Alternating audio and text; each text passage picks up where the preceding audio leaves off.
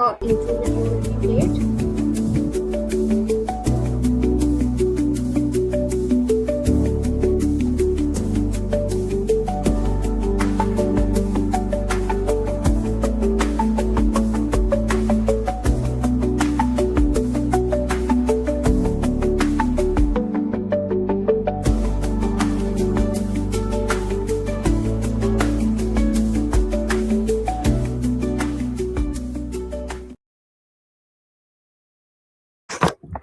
DevOps is the reason your UPI payment didn't fail at midnight.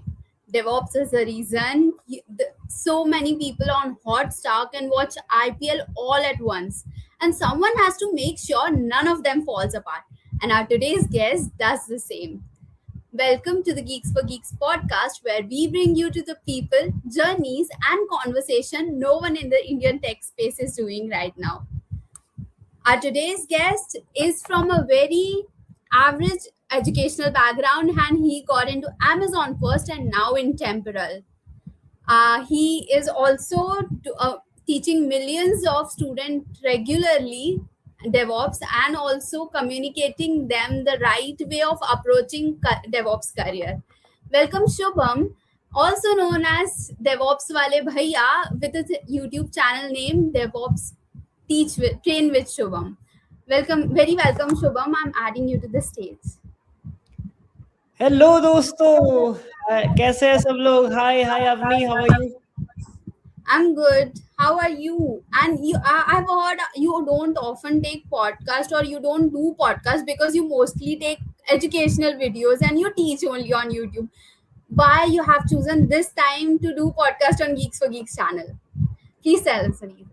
Oh that's so true कि मैं बहुत ज़्यादा podcast नहीं करता it's something which I love watching podcast और taking being a host for the podcast. But when it comes to Geeks for Geeks, I remember my college days. तो अगर मुझको बाइनरी सर्च पढ़ना होता था या लीनियर सर्च कुछ भी कंप्यूटर रिलेटेड पढ़ना होता था, Geeks for Geeks was that platform जहाँ पे मैं जाता था. And when I got to know कि Avni from Geeks for Geeks is asking me to come for an interview or podcast, तो मैं मना नहीं कर पाया. So thank you so much for that invite. Thank you so much. Thanks for coming as well.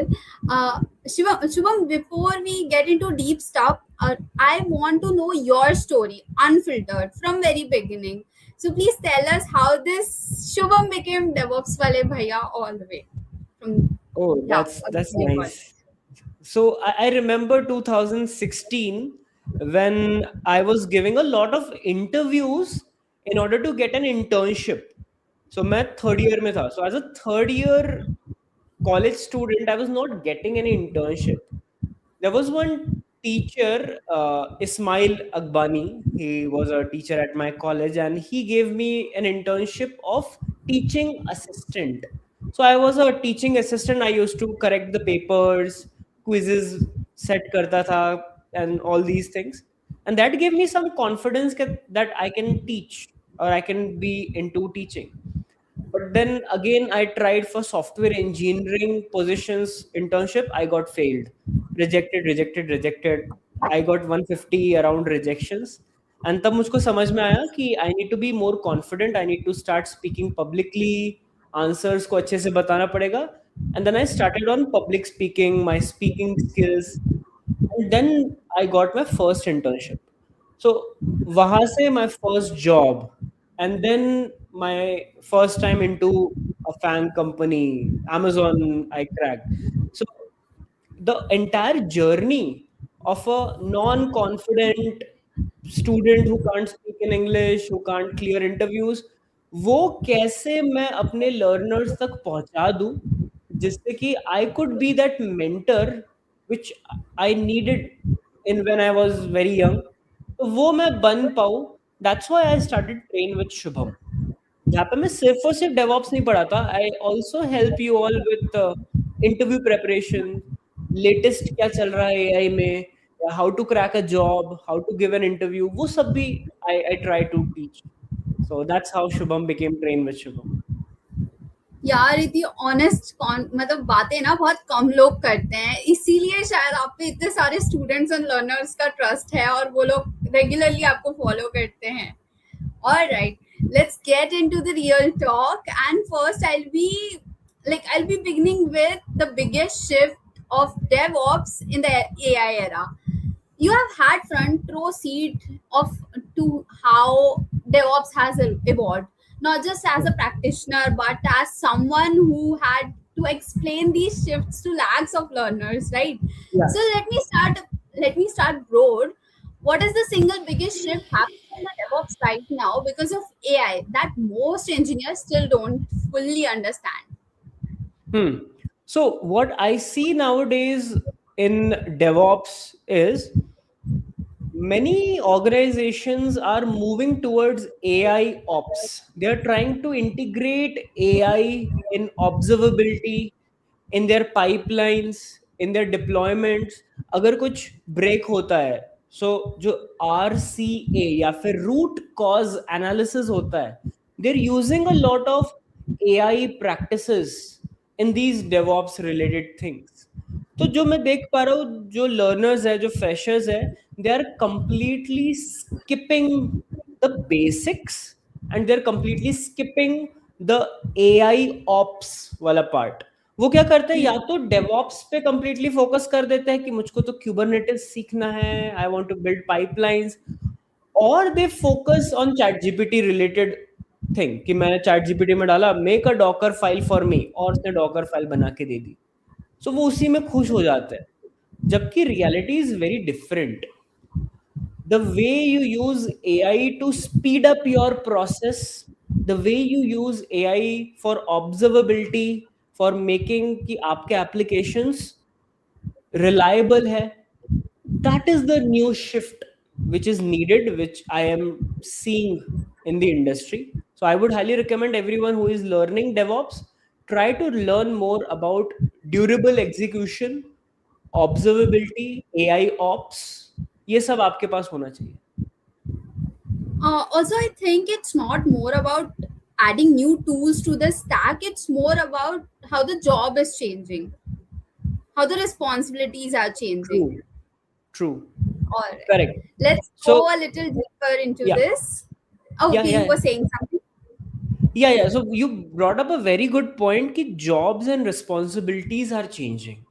कि 2023 में, 2024 में the job was to write a Docker file, to write a CI/CD pipeline. Now it's more of how to use AI principles, how to use AI, agentic AI, to make that job even better. Write better and optimized Docker files, write better pipelines. तो वो shift आ रहा है. So you pointed it very well.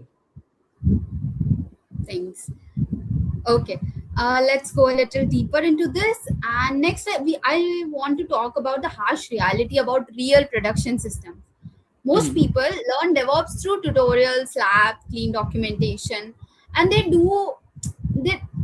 then they hit production, and something Hmm. about it just break your assumptions. Early in your journey, what was that one harsh reality about the real Hmm. production systems that completely changes how you thought about the engineering? So I remember 2018, I was working in Coin Delta. It was my first company as a full-time job.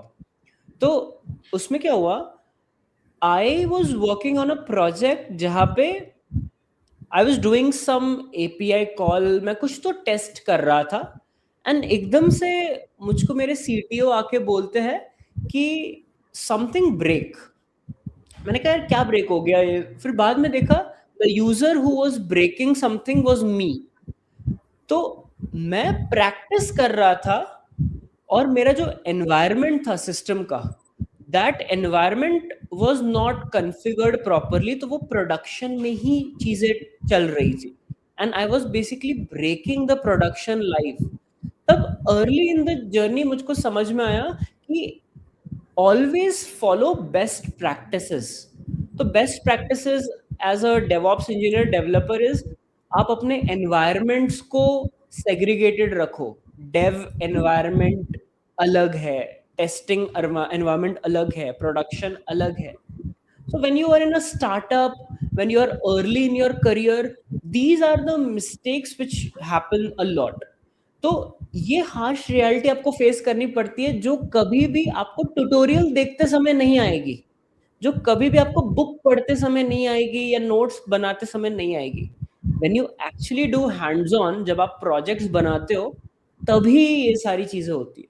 So that's that completely change my perspective. So मैं best practices के बारे में पढ़ने लग गया, best patterns के बारे में पढ़ने लग गया.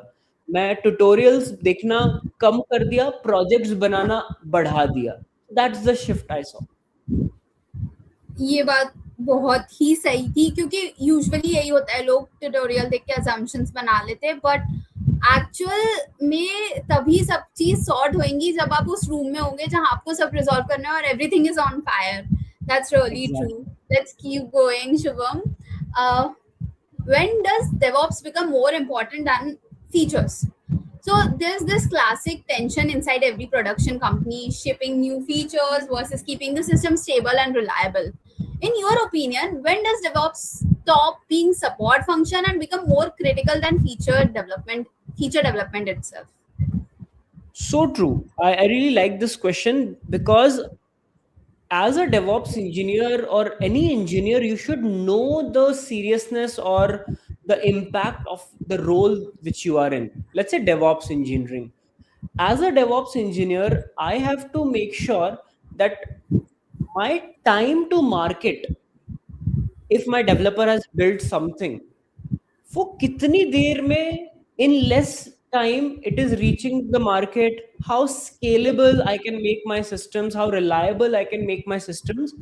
And when you think about the end user, that's when you get to know कि यार, this is the real deal. If Virat Kohli comes to bat in IPL and Jio Hotstar पे there are 20-40 crore people watching him live and the system fails, that would be a very bad place to be. And the DevOps engineer will make sure the system is scaled properly, वो आप तक कम से कम time में पहुंच रहा है, and you can enjoy Virat Kohli's batting in the best possible way. So there are a few mission critical things in any project. So you have to ensure observability is in place, durable execution, ki whatever you are running should not fail, should not crash, should be scalable. So that shows ki bhaiya kitna important role hai. So this is very important role. I absolutely love DevOps. Very, very true. Scale changes everything. Always. What works in 100 will change in millions. And the most So true. don't even realize that until it's too late. So true. Speaking of scale and pressure, I am going forward with another question. The hardest part of 24/7 systems. From your personal experience, not from theory or not from frameworks, what is the most genuinely difficult part of managing systems that have to stay online around the clock? Yeah, I remember there is a saying, uh, you have not faced real engineering until you have got paged at 2 a.m. So I'll explain what that means. So in IT systems, we have something known as pager duty. So whenever something breaks, you get a pager. And if you've got a pager, you have to be on call and you have to fix that issue in hand.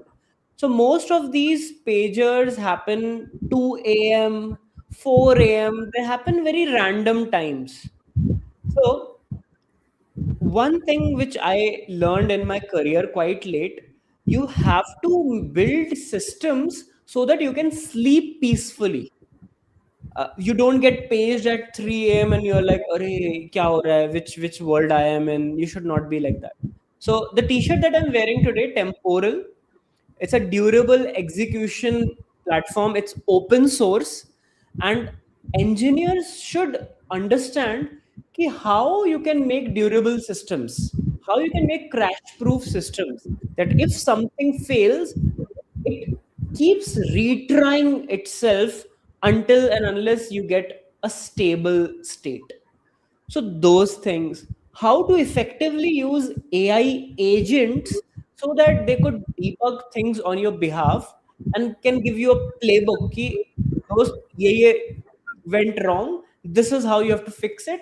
Do it fast. So the way you react to those situations and the way you are prepared for those situations matter a lot. So that's what I've learned in those 24/7 up systems, that you can't be 24/7 up. You're not a robot, but you have to build those systems that can stay up 24/7 if anything breaks. Absolutely, the human side of reliability, and nobody True. talks about that. It's always the dashboard and the SLAs, never the person behind them who have to like wake up at 2 a.m. and resolve it. Which actually Again. leads me to this another question I have. What actually separates 99% of the uptime from constant outages? Hmm. Everyone puts 99% uptime in their job description. Every company claims high availability, but what actually separates it? So That's what I want. when you talk about SRE, site reliability engineering, one of the most common things which you hear is SLA, SLI, SLO, service level agreements. That this service should be following these agreements. It should have a 99.9% uptime. It should not fail. The certificate should be renewed every 6 months and so on. And because of that agreement, we have to use certain practices, certain tools, certain fundamentals, certain concepts so that that could be achieved. For example, you have to achieve 99.9% uptime. So you have to use certain tools, certain frameworks that helps you achieve that. For example, Kubernetes. Kubernetes will give you auto healing functionalities. Temporal. Temporal can give you crash proof functionalities. Docker. It can ensure that your application will run as you want in your local as well as in a new system. So when you have those guidelines, these should be followed, you eventually fall on the concepts. And that's what separates the theoretical part and practical part. In theory, everyone talks about 99.99, but in reality, it's the systems that you have to build for that. And let's say, how are you measuring that 99.99? You have to think about observability. You have to build those visualizations. You have to build those stories, those graphs that shows that okay, my system has been up to date and reliable, operational for 99% of the time. And I was in Amazon and we saw an outage in during Diwali. So there were two outages. एक धमाका दिवाली को हुआ था, एक Christmas को हुआ था. So one in Diwali and one in Christmas, and that's when systems were down for let's say 6 hours, 13 hours. But the entire year it was up. So that was acceptable because overall it came to be 99.9. That once in a while it's completely fine, but it should not be everyday thing. So GitHub, if you see, is now facing that problem. आप कभी randomly github.com पे जाते हो and कुछ फटा होता है. So that's the reality which we are seeing. And from those mistakes, from those errors, the engineers learn and they make the systems even more reliable. So that's the reality part. Absolutely, like always, culture and process before tooling. So true. So true. Now let's talk about the elephant in the room. Will AI reduce or amplify the need of DevOps engineering? There's a Oh, version of this conversation where hmm, someone says AI is going to automate everything, DevOps engineering will be obsolete. There's another hmm. version where someone says skilled engineer become 10x more valuable. But what exactly happened? We want answer from you. Yeah. So I'll tell you the thing which I have been facing in the last 2 years. I've been heavily using AI since last 2 years, and my productivity as an engineer has doubled, tripled, 10x, absolutely. But I have also seen people who have not adopted AI. They have not embraced AI or used it in a way which you should have. And they have also seen job layoffs. They have also seen reduction in workforce. And that's like a new normal nowadays. You open Google News or anything, you will see this company laid off 4,000 employees. But at the same time, there is a company which is hiring. So even if there is layoffs because of AI, you should be upskilling. You should be adding AI as an assistant to your daily practice, and you can interview for some other company who values that usage of AI, the usage of agents and MCP and all those new fancy terms, and that's what will take you forward. So more use of AI in DevOps is the need of the hour. Learning AI ops is the need of the hour.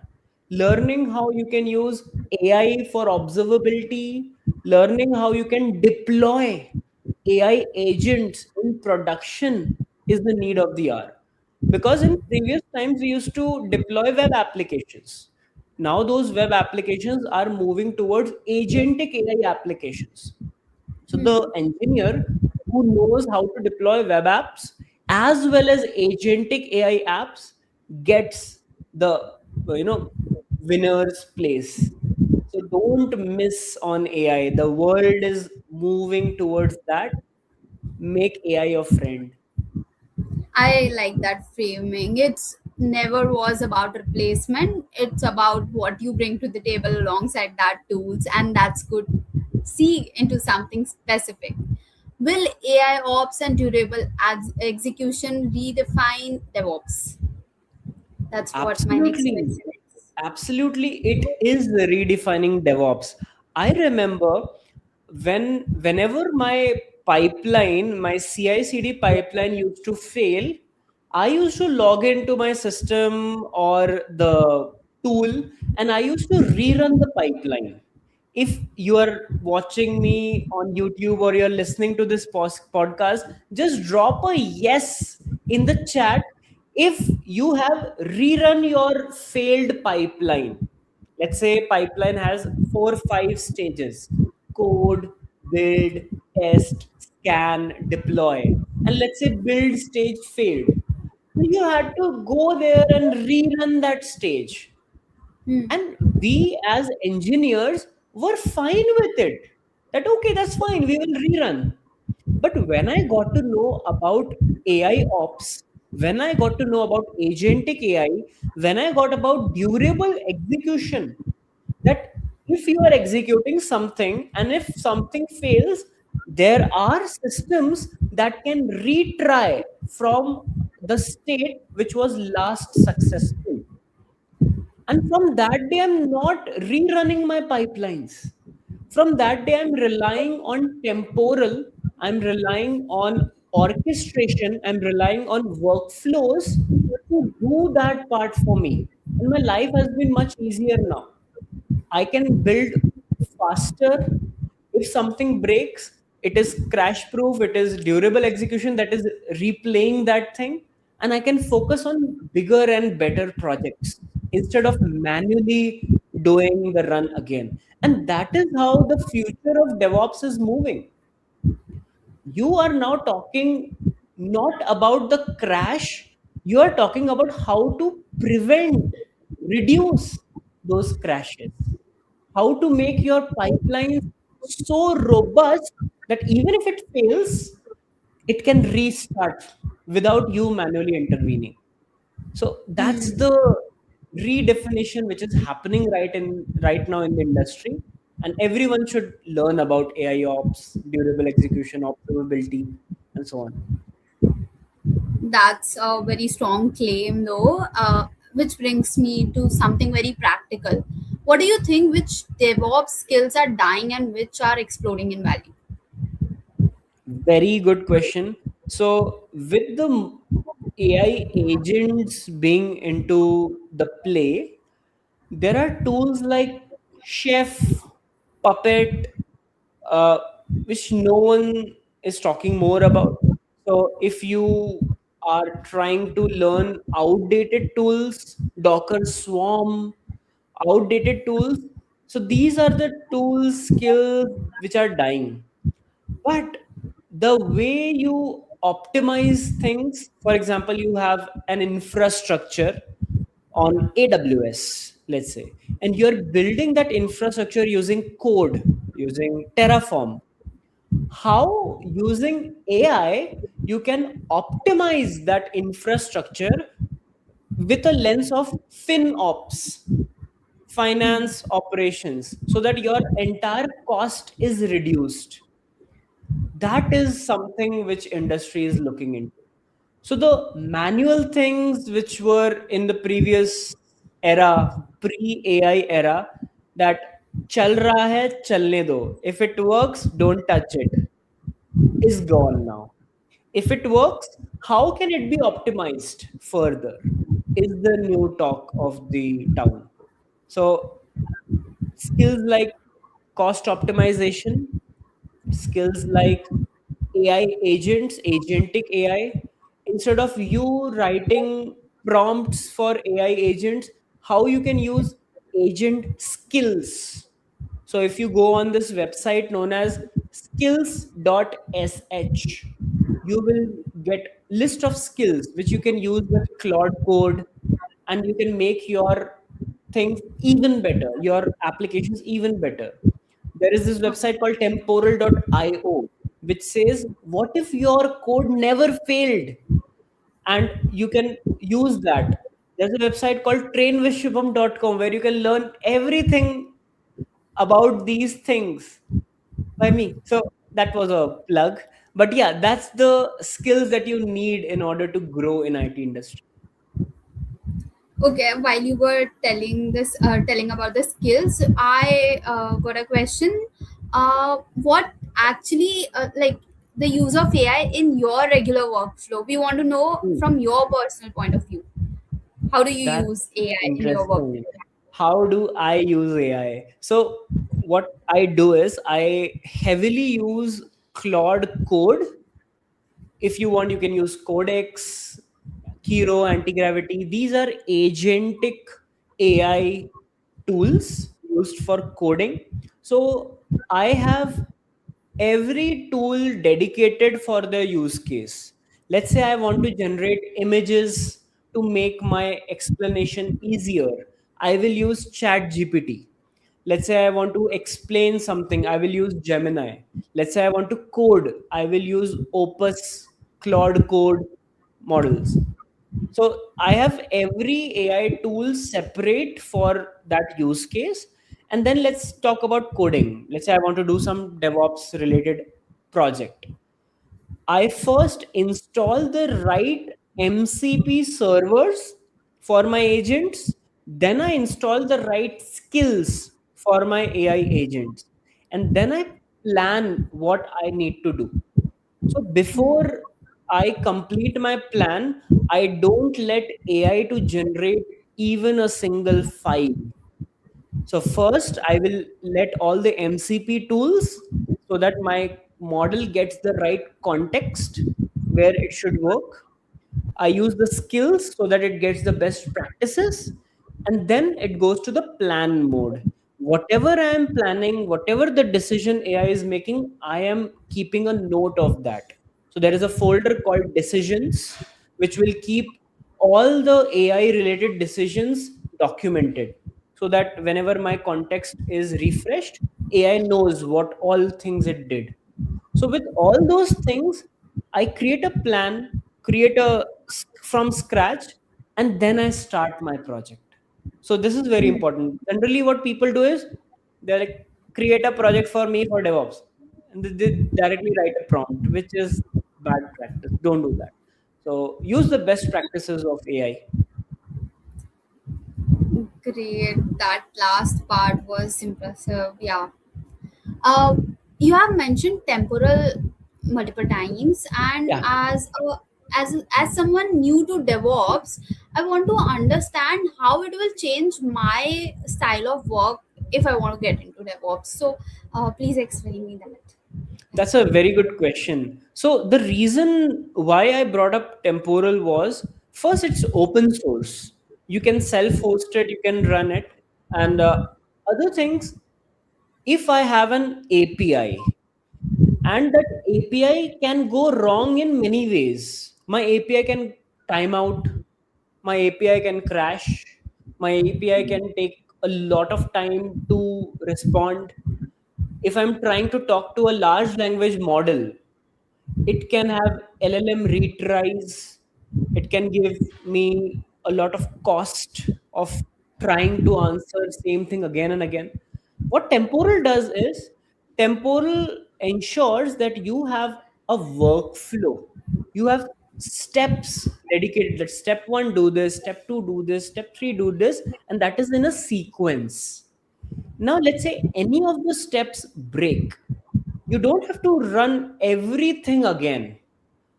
The things which ran successfully, temporal stores that in a state, and whichever thing failed, it just retries from that checkpoint. That way cost is also saved. That way I don't have to think about putting for loops and try catch things. Everything is managed by that tool. So that makes my life very easy. As a DevOps engineer, you have to make your users, your end users, your developers' life easy. So keep looking for such tools that can make developers' lives easy. And these are known as dev tools. So there is a complete category called dev tools. And because of these dev tools, you can make your systems productive. So I use Notion a lot to document ideas, to collaborate. I use GitHub Actions a lot. Understand those tools which can make your life easier. That's what a DevOps engineer should care. I think this tool is addressing a class of failure that people have been working around rather than actually solving. I want to stay on the theme for what's broken and how teams operate. And my next question is on that only. What real observability looks like versus what the most teams have. Yeah. So, what real observability looks like is answering three questions: what went wrong, how did that happen, and what we did to fix that. So, for example, you have an issue which happened in your production system. How fast did you get to know about that issue? Did you get an alert for it? Did you see it on a visual document or visual board? What was the root cause? What was the log lines which could tell what exactly went wrong? So if you're able to answer the logging, the monitoring, the alerting, the visualization, if you're able to answer all these questions as a whole, then you get what real observability is. So if you know tools like Grafana, where you can build these dashboards, if you know tools like Prometheus, which can get data sources, and whenever something goes wrong, it can send you an alert. If you know things like Open Telemetry, where it could tell that exact this line something broke, things become easier. Now, again, why did I tell that use Temporal or use these tools, they have these integrations. So Temporal uses open telemetry. It has this integration for open telemetry. So you can directly get to know what failed, when it failed, and everything for a DevOps engineer becomes easier after you get to know what exactly failed. Then you can roll back, you can fix, and so on. That's a gap, a huge gap, and that what people say is they have and what actually have they have in production, I guess. Yeah. Yeah, and that happens. So generally, what happens? People think that if they get a Slack alert saying that production is down, and that's enough. No, that's not enough. That is just Hmm. one part, which is you got an alert. But when did that happen? Before that, did your graph, did your visualization tell a story that your CPU spiked at this particular minute and then it crashed? So that storytelling is very important. Visualization is important. Alerting, logging, all there's a complete story for observability that needs to be told. Very true. Very true. Okay. Now let's shift this conversation from systems to people.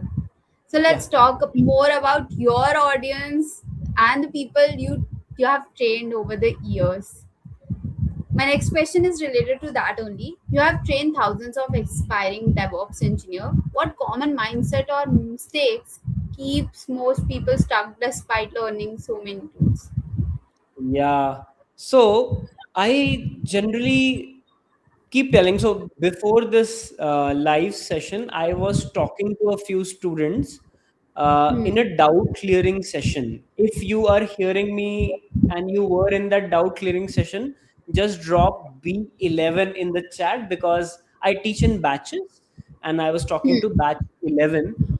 And a lot of students which I saw, they try to jump ahead. So, for example, many aspiring DevOps engineers, they try to learn Kubernetes first. They try to learn Docker first. They don't give Linux, networking, or scripting or Git enough time, and they directly keep jumping to other topics. So, for example, I taught Linux fundamentals where I just taught about Linux architecture. Now, someone would have spent 2 to 3 days understanding the depths of Linux. But what generally people did, they're like, okay, this is easy. Let's skip this. Let's move into troubleshooting. So they directly jumped into troubleshooting, which is like advanced level 10. So that's the mistake and mindset which keeps people stuck. They then go to that troubleshooting, then they get to know, okay, they have to learn this tutorial, then they will watch tutorial one. Now, tutorial one will say, learn this, they will watch tutorial two, and that is why it is known as tutorial hell. They keep stuck in learning, that they don't actually learn something and implement. So hands on, they miss learning a lot, tutorials, jumping from one platform to another platform. They keep doing that, and that's what keeping them a bit away from becoming a DevOps engineer. So there's a big difference of learning DevOps and becoming a DevOps engineer. So that is one thing that one should understand. That's one So I of can give those you a, answer I want yeah. people to sit with, because it never was a tool problem. It never was. It's just the system problem. You need to prioritize things and learn optimally. So true. Great. And this leads me to the last question of this podcast, which is, if you had to restart your DevOps career, Shubham, in this Hmm. AI era, what would you do differently to stay ahead of this industry? First of all your questions were amazing, Avni, and I think you got the best out of me. And everyone who is reading this question and will be listening to me will definitely take something away. So if I had to restart my DevOps career today in AI era, I would still start from the basics, because in order to train that AI or use that AI, the output which is generated from that AI, I should be able to verify that, because Hmm. AI is a black box. You say something to it, it will throw out something else. Now, I should be able to verify if whatever AI is generating is correct or not. So I should be sticking to my basics first. And then I would make AI as an assistant. Now, many people will wait to find answers. That was our parents' generation, who used to wait for national news कि news पे जब आएगा तब पता चलेगा. Then came Hmm. our generation, millennials. They were like, if I want to know about something, I will Google it, or I will read a book, or I will read an article, or I will watch a video. But the current generation, they are the fastest generation, the Gen Z audience. So you have the access to AI so early that I would read more in less time. I would practice more in less time. At the same time, I would be sticking to my basics. So more projects are now accessible to me in lesser time. I could fail fast, and I could ask AI to give me a feedback of where I failed, where I could improve, and that way I could make AI my mock interviewer. I could make AI my resume reviewer. I could make AI my LinkedIn growth helper. I could make AI my daily planner. I could do so much which I could not have done 10 years back now. So, if I had to restart my career, I would start with the basics and I would make one AI friend. It can be ChatGPT, Claude Code, Gemini, it can be anything, but that's what I would have done. That answer right there, it's the whole podcast. It's the essence of whole podcast. That's what we were waiting for. And this is exactly why we do this show, not to talk about technology in theory, but to sit across from someone who has actually lived it, built it, broken it, and fixed it at 3 a.m. Definitely, as you did when no one was watching. Thank you so much, not just for your time, Shubham, but for the honesty you bring to us. You didn't give us the safe answers, you gave us the real ones. Thanks a lot for joining in, and thank you so much for being such a nice guest. Yeah, thanks. I see a few questions in the chat. Are we taking those, or Uh, you want to take it? We can.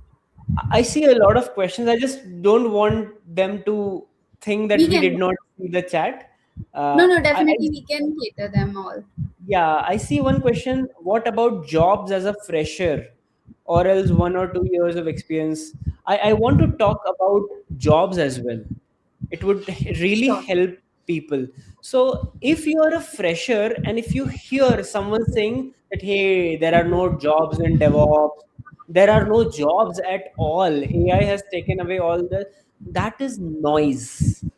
That is noise which is keeping people away from learning, away from upskilling, away from becoming the best version of themselves. So remember 2008, when there was a stock market crash, there was recession, things went back up. Then COVID came, there was something which went wrong. People, the mechanical engineers and civil engineers, they lost their jobs. Then lockdown was released, the market was up again. Then AI boom, market down. So this is a cycle which keeps on going and going. Best is to keep upskilling in this time and be very positive in your approach. AI will definitely help you level up faster. And Geeks for Geeks or online learning, this will keep your skills up to date. So don't Hmm. stop learning is what I would say. And there are a lot of jobs for freshers. You just don't know where to find it. Go to any Claude code, any agentic AI, and add a skill called find jobs. There must be a skill on skills.sh.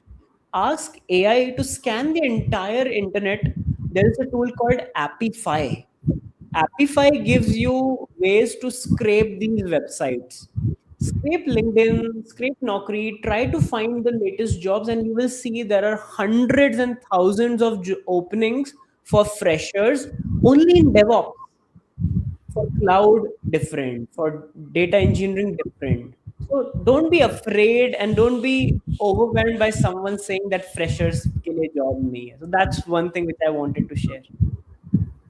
That's really nice, Shubham. I'll appreciate it क्योंकि no matter what, no matter कितनी भी रात हो, आप उन बच्चों के answers, उन लर्नर्स के आंसर्स देंगे ही, ऐसे ही नहीं आपको डेवॉप्स वाले भैया कहते हैं सब. I really appreciate it. Thank you so Thank you. much. Uh, any other question you want to cater, or we can like close the show? Yeah, I think Yes, if sir. there are any other questions, people can drop their questions in the comments, and I would love to come to Geek for Geeks channel to reply to all the comments. I would love to do We'll that. share you. We'll share you. Superb, Especially superb. special answers from DevOps वाले भैया. Superb, superb. Thank you so much. Thanks again, Shubham. Thank you so much. Thanks, Avni. Thanks for having me. Thank you so much. Thanks, everyone. Thank you.